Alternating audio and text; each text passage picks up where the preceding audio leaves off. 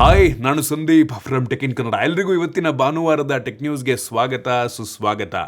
ಬನ್ನಿ ಡೈರೆಕ್ಟಾಗಿ ಇವತ್ತಿನ ಟೆಕ್ ನ್ಯೂಸನ್ನು ಶುರು ಮಾಡೋಣ. ಇವತ್ತಿನ ಮೊದಲ ಟೆಕ್ ನ್ಯೂಸ್ ಬಂದ್ಬಿಟ್ಟು, ಇಷ್ಟು ದಿನ ನಾವೆಲ್ಲರೂ ಕೂಡ ನಮ್ಮ ದೇಶದಲ್ಲಿ ರ್ಯಾಮ್ ಶಾರ್ಟೇಜು, ಚಿಪ್ ಶಾರ್ಟೇಜ್ ಬಗ್ಗೆ ಮಾತನಾಡ್ತಾ ಇದ್ವು. ಇದೀಗ LPG ಶಾರ್ಟೇಜ್ ಬಗ್ಗೆ ಮಾತನಾಡುವಂಥ ಪರಿಸ್ಥಿತಿ ಬಂದುಬಿಟ್ಟಿದೆ. ಏನಕ್ಕೆ ಅಂದರೆ ನಮ್ಮ ದೇಶಕ್ಕೆ ಬೇಕಾಗುವಂಥ LPGಯಲ್ಲಿ ಸುಮಾರು 60% LPGಯನ್ನು ಬೇರೆ ದೇಶಗಳಿಂದ, ಅದರಲ್ಲೂ ಮಿಡಲ್ ಈಸ್ಟಿಂದ ನಾವು ಇಂಪೋರ್ಟ್ ಮಾಡ್ಕೋತೀವಿ.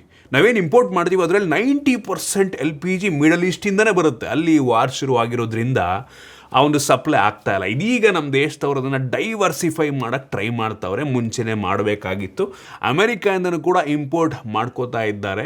ಪ್ರಾಬ್ಲಮ್ ಏನಪ್ಪ ಅಂದರೆ, ಈ ಮಿಡಲ್ ಈಸ್ಟಿಂದ ಇಂಪೋರ್ಟ್ ಮಾಡಿಕೊಂಡ್ರೆ 7-8 ದಿನಕ್ಕೆ ನಮ್ಮ ದೇಶಕ್ಕೆ ಬಂದುಬಿಡುತ್ತೆ. ಬಟ್ ಅಮೆರಿಕಾಯಿಂದ ಮಾಡಿದ್ರೆ 45 ದಿನ ಹಿಡಿಯುತ್ತೆ, ಆಯಿತಾ. ಮತ್ತು ರಷ್ಯಾ, ಜಪಾನಿಂದನೂ ಕೂಡ ಇಂಪೋರ್ಟ್ ಮಾಡ್ಕೊಬೋದು, ಅದು ಕೂಡ 35-40 ದಿನ ಆಗುತ್ತೆ. ಸೊ ಈ ಮಿಡಲ್ ಈಸ್ಟಿಂದನೇ ಸ್ವಲ್ಪ ಬೇಗ ನಮಗೆ ಸಪ್ಲೈ ಆಗ್ತಾ ಇತ್ತು. ಮತ್ತು ಈ ಟ್ರಾನ್ಸ್ಪೋರ್ಟೇಷನ್ ಪ್ರೈಸ್ ಕೂಡ ಅಷ್ಟೇ ತುಂಬ ಕಡಿಮೆ ಆಗ್ತಾ ಇತ್ತು. ಅಮೇರಿಕಾ, ಈ ಜಪಾನಿಂದ ಮಾಡಿದ್ರೆ ಟ್ರಾನ್ಸ್ಪೋರ್ಟೇಷನ್ ಕಾಸ್ಟು, ಮೇಂಟೆನೆನ್ಸು ಮತ್ತು ಇನ್ಶೂರೆನ್ಸ್ ಕಾಸ್ಟ್ ಎಲ್ಲ ಜಾಸ್ತಿ ಆಗೋದ್ರಿಂದ ಇದರಿಂದ ನಮ್ಮ ದೇಶದಲ್ಲೂ ಕೂಡ ಈ LPG ಬೆಲೆ ಸ್ವಲ್ಪ ಜಾಸ್ತಿ ಆಗ್ಬೋದು. ಇವತ್ತು ನೀವು ಬುಕ್ ಮಾಡಿದ್ರೆ ಡೆಲಿವರಿ ಸ್ವಲ್ಪ ಡಿಲೇ ಆದರೂ ಆಗ್ಬೋದು. ನಾನು ನಿಮಗೆ ಸಜೆಸ್ಟ್ ಮಾಡೋದೇನಪ್ಪ ಅಂದರೆ, ನಿಮ್ಮ ಹತ್ರ ಎಲೆಕ್ಟ್ರಿಕ್ ಸ್ಟವ್ ಇಲ್ಲ ಅಂದರೆ ತಗೊಂಬಿಡಿ. ಫುಲ್ ಕಂಪ್ಲೀಟ್ ಕುಕ್ಕಿಂಗನ್ನು ಅದರಲ್ಲೇ ಮಾಡಿ ಅಂತ ಅಲ್ಲ. ಸಣ್ಣದಾಗಿ ಕಾಫಿ ಮಾಡ್ಕೊಳ್ಳೋದಕ್ಕೆ, ನೀರನ್ನ ಬಿಸಿ ಮಾಡೋದಕ್ಕೆ, ಅನ್ನಗಿನ್ನ ಮಾಡ್ಕೊಳ್ಳೋಕೆ ಬೇಜಾನಾಯಿತು. ಈ ರೀತಿ ಎಲ್ಲರೂ ಕೂಡ ಲೈಟಾಗಿ ಎಲೆಕ್ಟ್ರಿಕ್ ಸ್ವಿಚ್ ಆದರೂ ಕೂಡ ಡಿಮ್ಯಾಂಡನ್ನು ಸ್ವಲ್ಪ ಕಡಿಮೆ ಮಾಡ್ಬೋದು. ಒಬ್ಬರೆಲ್ಲ ಮಾಡಿದ್ರೆ ಏನು ಉಪಯೋಗ ಇಲ್ಲ, ಪ್ರತಿಯೊಬ್ಬರು ಕೂಡ ಮಾಡಿದ್ರೆ ಸ್ವಲ್ಪ ಹೆಲ್ಪ್ ಆಗ್ಬೋದೇನೋ. ಇನ್ನು ಮುಂದಿನ ಟೆಕ್ ನ್ಯೂಸ್ ಬಂದ್ಬಿಟ್ಟು, ಇದೀಗ ನಮ್ಮ ದೇಶದ ರುಪಿ ವ್ಯಾಲ್ಯೂ ಎಷ್ಟು ಡೌನ್ ಆಗಿದೆ ಅಂದರೆ, ಡಾಲರ್ ಅಗೇನ್ಸ್ಟು 93.32 ಪೈಸೆ. ಯಪ್ಪ, ಕ್ಲೋಸ್ ಟು 100 ರೂಪಾಯಿಗೆ ಹೋಗ್ತಾ ಇದೆ. ಮುಂದೊಂದು ದಿನ 100 ರೂಪಾಯಿ ಕೂಡ ರೀಚ್ ಆಗ್ತೀವಿ, ತಲೆ ಕೆಡಿಸ್ಕೊಬೇಡಿ, ಆಯಿತಾ. ಸೊ $1 100 ರೂಪಾಯಿ ಸಿಗುತ್ತೆ, ಖುಷಿ ಪಟ್ರಪ್ಪ ಎಲ್ಲರೂ. ಇನ್ನು ಮುಂದಿನ ಟೆಕ್ ನ್ಯೂಸ್ ಬಂದ್ಬಿಟ್ಟು, ಇದೀಗ ನಮ್ಮ ಸರ್ಕಾರದವರು ಇನ್ನೊಂದು ಹೊಸ ಡ್ರಾಮಾವನ್ನು ತೆಗೆದಿದ್ದಾರೆ. ಇಷ್ಟು ದಿನ ಸ್ಮಾರ್ಟ್ಫೋನ್ಗಳಿಗೆ ಸಂಚಾರ ಸಾಥಿ ಅಪ್ಲಿಕೇಶನ್ನ ಪ್ರೀ ಇನ್ಸ್ಟಾಲ್ ಮಾಡಿಬಿಟ್ಟು ಸೇಲ್ ಮಾಡಿ ಅಂತ ಮೊಬೈಲ್ ಬ್ರ್ಯಾಂಡ್ಗಳಿಗೆ ಗೌರ್ನಮೆಂಟ್ನವ್ರು ಹೇಳ್ತಾ ಇದ್ರು. ಅವ್ರು ಒಪ್ಕೊಂಡಿರಲಿಲ್ಲ. ಇದೀಗ ಆಧಾರ್ ಅಪ್ಲಿಕೇಶನ್ನ ಪ್ರೀ ಇನ್ಸ್ಟಾಲ್ ಮಾಡಿ ಅಂತ ಹೇಳ್ತಾವ್ರು. ಅದಕ್ಕೂ ಕೂಡ ಒಪ್ಕೋತಾ ಇಲ್ಲ. ಏನು ಮಾಡ್ತಾರೋ ಗೊತ್ತಿಲ್ಲ. ಏನಾರು ಒಂದು ಹೊಸ ಬಿಲ್ನೇ ಪಾಸ್ ಮಾಡಿಬಿಟ್ರೆ ಈ ಕಂಪ್ನಿಗಳಿಗೆ ಏನು ಮಾಡೋದಕ್ಕಾಗಲ್ಲ, ಪ್ರೀ ಇನ್ಸ್ಟಾಲ್ ಮಾಡಿಬಿಡ್ತಾರೆ. ನಮ್ಮನ್ನು ಆರಾಮಾಗಿ ಸರ್ಕಾರದವ್ರು ಟ್ರ್ಯಾಕ್ ಮಾಡೋ ಸಾಧ್ಯತೆ ಇರುತ್ತೆ. ಇದರಿಂದ ಮಾಡಬಾರ್ದು, ನಂಗೆ ಅನ್ನಿಸ್ತಂಗೆ ಅದನ್ನು ಪ್ರೀ ಇನ್ಸ್ಟಾಲ್ ಮಾಡಬಾರ್ದು. ಸ್ಮಾರ್ಟ್ಫೋನ್ ಕಂಪ್ನಿಗಳು ಮಾಡಬಾರ್ದು, ಸರ್ಕಾರದವರು ಮಾಡೋಕ್ಕೆ ಬಿಡಬಾರ್ದು. ಏನಪ್ಪ, ಸರ್ಕಾರದವರೇ ಮಾಡ್ತೀವಿ ಅಂತ ಅಂದರೆ ಕಷ್ಟ. ಇನ್ನು ಮುಂದಿನ ಟೆಕ್ ನ್ಯೂಸ್ ಬಂದ್ಬಿಟ್ಟು, ಇದೀಗ 6 ವರ್ಷಗಳ ನಂತರ ನಮ್ಮ ದೇಶಕ್ಕೆ ಫೋರ್ಟ್ನೈಟ್ ಗೇಮು ಪ್ಲೇಸ್ಟೋರಿಗೆ ಬಂದಿದೆ ಕಣ್ರಪ್ಪ. ನೋಡಿ, ಫೋರ್ಟ್ನೈಟ್ಸ್ ಫ್ಯಾನ್ ಇದ್ದರೆ ಗೇಮಿಂದು ಎಪಿಕ್ ಗೇಮ್ಸ್ ಅವರು ನಮ್ಮ ದೇಶಕ್ಕೆ ಮತ್ತೆ ವಾಪಸ್ ಈ ಗೇಮನ್ನು ತೊಗೊಂಬಂದಿದ್ದಾರೆ. ಫೋರ್ಟ್ನೈಟ್ ಆಡೋರು ಆಡಬಹುದು. ಇನ್ನು ಮುಂದಿನ ಟೆಕ್ ನ್ಯೂಸ್ ಬಂದ್ಬಿಟ್ಟು, ಹುವಾವೆ ಅವರು ನಮ್ಮ ದೇಶಕ್ಕೆ ಕಂಬ್ಯಾಕನ್ನು ಮಾಡ್ತಾ ಇದ್ದಾರೆ ತುಂಬ ವರ್ಷಗಳ ನಂತರ.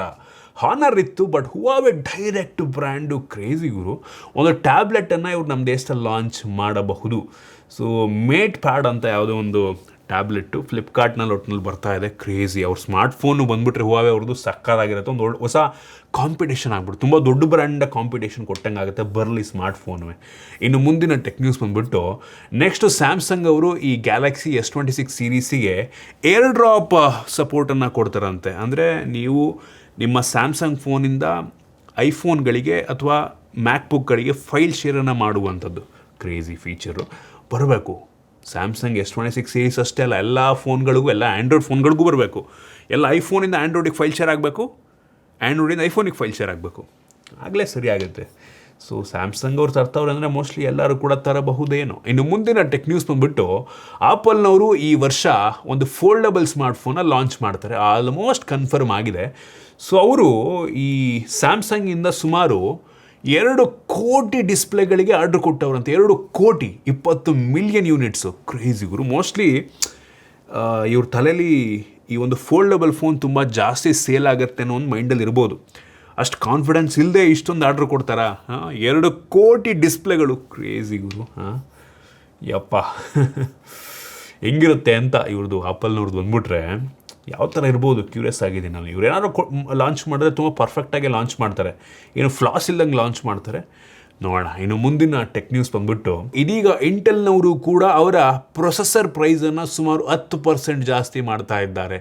10% ಅಂದರೆ ಕಡಿಮೆ ಅಲ್ಲ, ಆಯಿತಾ. ಸೊ ಇದರಿಂದ ಲ್ಯಾಪ್ಟಾಪ್ಗಳ ಬೆಲೆ, PC ಗಳ ಬೆಲೆ ಸ್ವಲ್ಪ ಜಾಸ್ತಿ ಆಗಬಹುದು. ಇವ್ರು ಏನಕ್ಕೆ ಜಾಸ್ತಿ ಮಾಡ್ತಾವ್ರು ಅಂತ ಗೊತ್ತಿಲ್ಲ. ರ್ಯಾಮ್ ಶಾರ್ಟೇಜ್ ಆಗ್ತಿದೆ, ಹೌದು ಕೆಲವೊಂದು ಕಡೆ ಚಿಪ್ ಶಾರ್ಟೇಜ್ ಆಗ್ತಾ ಇದೆ. ಇವ್ರಿಗೇನು ಅಷ್ಟೊಂದು ಡಿಮ್ಯಾಂಡ್ ಇದೆ ಅಂತ ಅನ್ನಿಸ್ತಾರೆ, ಬಟ್ ಸ್ಟಿಲ್ 10% ಜಾಸ್ತಿ ಮಾಡ್ತಾ ಇದ್ದಾರೆ. ಸೊ ಇದರಿಂದ ತುಂಬ ಹೊಡ್ತಾ ಬೀಳುತ್ತೆ ನಂಗೆ ಅನ್ನಿಸ್ದಂಗೆ. ಕ್ರೇಜಿ ಗುರು ಯಪ್ಪ. ಸ್ಮಾರ್ಟ್ಫೋನ್ಗಳು ಕೊಳ್ಳೋಕ್ಕಾಯ್ತಾಯಿಲ್ಲ, ಲ್ಯಾಪ್ಟಾಪ್ಗಳು ತಗೊಳಕ್ಕಾಗ್ತಾಯಿಲ್ಲ, ಏನಪ್ಪ ಹಿಂಗೆ ಆಗ್ಬಿಟ್ರೆ ಕತೆ. ಸೊ ನಾನೆಲ್ಲೋ ಒಂದು ನ್ಯೂಸ್ ಓಡ್ತಾ ಇದ್ದೆ, ಮುಂದಿನ 4 ವರ್ಷ ಹಿಂಗೆ ಇರುತ್ತಂತೆ. 4 ವರ್ಷ ನೀವು ಫೋನ್ ತಗೊಳ್ಳೋದು, ಈ ಲ್ಯಾಪ್ಟಾಪ್ ತೊಗೊಳ್ಳೋದೆಲ್ಲ ತುಂಬ ದುಬಾರಿ ಆಗಿಬಿಡುತ್ತೆ. ಯಪ್ಪ ಇದಕ್ಕೆ ಅಷ್ಟೇ ರ್ಯಾಮ್ ತೊಗೊಳಕ್ಕೆ ಆಗಲ್ಲ. ಇವರು ಅಮೆಝಾನಲ್ಲಿ ಫ್ಲಿಪ್ಕಾರ್ಟಲ್ಲಿ ರ್ಯಾಮ್ ಪ್ರೈಸ್ ನೋಡ್ಬಿಟ್ರೆ ತಲೆ ಕೆಟ್ಟೋಗ್ಬಿಡುತ್ತೆ. ನೀವು ನಂಬಲ್ಲ, ಈಗ ಒಂದು ವರ್ಷ ಮುಂಚೆ, ಒಂದು ವರ್ಷವೂ ಇಲ್ಲ, ಈಗ ಸ್ವಲ್ಪ ದಿನ ಮುಂಚೆ ನಾನು 32 GB ರ್ಯಾಮನ್ನು 5,000 ರೂಪಾಯಿಗೆ ತಗೊಂಡಿದ್ದೆ, 5,000-6,000 ರೂಪಾಯಿಗೆ ತಗೊಂಡಿದ್ದೆ. ಈಗ ಅದೇ ರ್ಯಾಮು 40,000 ಆಗಿದೆ. 5,000-6,000 ರೂಪಾಯಿ ತೊಗೊಂಡಿದ್ದ ರ್ಯಾಮು 40,000 ರೂಪಾಯಿ ಆಗಿದೆ ಅಂದರೆ ಯೋಚನೆ ಮಾಡ್ಕೊಳ್ಳಿ, ಕಷ್ಟ ಇದೆ. ಇನ್ನು ಮುಂದಿನ ಟೆಕ್ ನ್ಯೂಸ್ ಬಂದುಬಿಟ್ಟು, ವಾಟ್ಸಾಪ್ನವರು ಒಂದು ಹೊಸ ರೀತಿಯ ನಾಯ್ಸ್ ಕ್ಯಾನ್ಸಲಿಂಗ್ ಫೀಚರ್ನ ಈ ಅವ್ರದ್ದು ವಿಡಿಯೋ ಕಾಲ್ ಮತ್ತು ವಾಯ್ಸ್ ಕಾಲ್ನಲ್ಲಿ ಟ್ರೈ ಮಾಡ್ತಾ ಇದ್ದಾರಂತೆ. ಸೊ ಅದು ಫ್ಯೂಚರ್ನಲ್ಲಿ ಅಪ್ಡೇಟಲ್ಲಿ ಬರ್ಬೋದು, ಆಯಿತಾ. ಸೊ ಎನ್ವಿರಾನ್ಮೆಂಟಲ್ ನಾಯ್ಸಸ್ ಕ್ಯಾನ್ಸಲ್ ಮಾಡಿ ಆ ಕಡೆ ಅವರು ಕ್ಲಿಯರಾಗಿ ಕೇಳೋ ರೀತಿ ಮಾಡುತ್ತೆ, ಒಳ್ಳೆಯದು. ಇನ್ನು ಮುಂದಿನ ಟೆಕ್ ನ್ಯೂಸ್ ಬಂದುಬಿಟ್ಟು, ಅಮೆಝಾನ್ ಅವರು ಮತ್ತೊಮ್ಮೆ ಅವ್ರದ್ದೇನೋ ಹೊಸ ಸ್ಮಾರ್ಟ್ಫೋನ ತೊಗೊಂಬರ್ತಾರಂತೆ. ಅವ್ರದ್ದೊಂದು ಫೈರ್ ಫೋನ್ ಅಂತ ಇತ್ತು ಮುಂಚೆ, ಅಮೆಝಾನ್ ಫೈರ್ ಫೋನ್ ಅಂತ, ಅದು ಫ್ಲಾಪ್ ಆಯಿತು, ಯಾರೂ ಕೂಡ ತಗೊಳ್ಳಿಲ್ಲ. ಇದೀಗ ಸೊ ಮತ್ತೊಮ್ಮೆ ಈ ಸ್ಯಾಮ್ಸಂಗ್, ಗೂಗಲ್ಲು, ಆಪಲ್ನವರಿಗೆ ಕಾಂಪಿಟೇಷನ್ ಆಗಿ ಹೊಸ ಸ್ಮಾರ್ಟ್ಫೋನ್ ತರ್ತಾರಂತೆ. ಚೆನ್ನಾಗಿರೋ ತಂದು ಕಾಂಪಿಟೇಟಿವ್ ಆಗಿ ತಂದರೆ, ಒಳ್ಳೆ ಪ್ರೈಸ್ ಫಿಕ್ಸ್ ಮಾಡಿದ್ರೆ ಜನ ಬೆಳೆಸ್ತಾರೆ, ಒಳ್ಳೆ ಸರ್ವಿಸ್ ಕೊಡ್ಬೇಕು ಜೊತೆಗೆ. ಇಲ್ಲ ಅಂದರೆ ಈ ಫೈರ್ ಫೋನ್ ಥರ ಯಾವುದೋ ಕಿತ್ತೋಗಿರೋ ಚೈನೀಸ್ ಇಂಪೋರ್ಟಿಗೆ ಅವ್ರ ಹೆಸರು ಹಾಕ್ಬಿಟ್ಟು ಸೇಲ್ ಮಾಡಿದ್ರೆ ಯಾವನು ತೊಗೊಳಲ್ಲ. ಸೀರಿಯಸ್ಸಾಗಿ ಬರಬೇಕು. ಈ ವಿವೋ, ಒಪ್ಪೋ, MI ಇವರೆಲ್ಲ ಹೆಂಗೆ ಡೆಡಿಕೇಟೆಡ್ ಆಗಿ ಒಂದು ಟೀಮ್ನ ಬಿಲ್ಡ್ ಮಾಡಿ ಅವ್ರ ಬ್ರ್ಯಾಂಡನ್ನು ಗ್ರೋ ಮಾಡ್ತಾ ಇದ್ದಾರೆ, ಆ ಥರನೇ ಇವರು ಬಂದರೆ ಇಷ್ಟು ದೊಡ್ಡ ಕಂಪ್ನಿ ಅಮೆಝಾನು, ಬೆಜ್ಜಾನ್ ಆಪರ್ಚುನಿಟಿ ಇದೆ. ಅವ್ರದ್ದೇ ಅಮೆಝಾನ್ ವೆಬ್ಸೈಟು ಮಾಡ್ಬೋದು, ಬಟ್ ಅಷ್ಟು ಸೀರಿಯಸ್ಸಾಗಿ ಮಾಡ್ತಿಲ್ಲ ನನಗೆ ಅನ್ನಿಸ್ತಂಗೆ ಅವರು. ಇನ್ನು ಪೋಕೋದವರು ನಮ್ಮ ದೇಶದಲ್ಲಿ 2 ಹೊಸ ಫೋನ್ನ ಲಾಂಚ್ ಮಾಡಿದ್ರು.